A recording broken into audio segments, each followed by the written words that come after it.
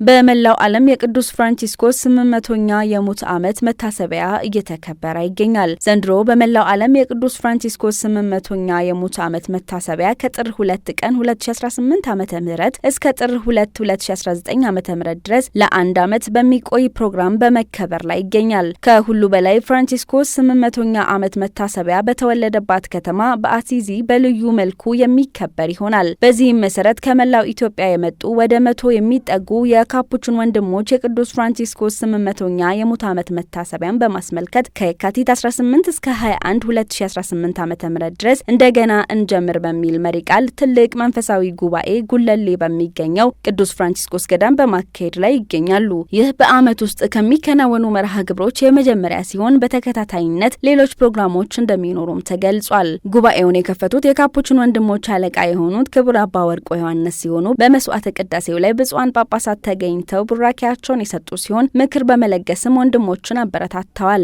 ስብሰባው የተለያዩ ርዕሰ ጉዳዮች ላይ በመምከር በነገው ዕለት የሚጠናቀቅ ይሆናል።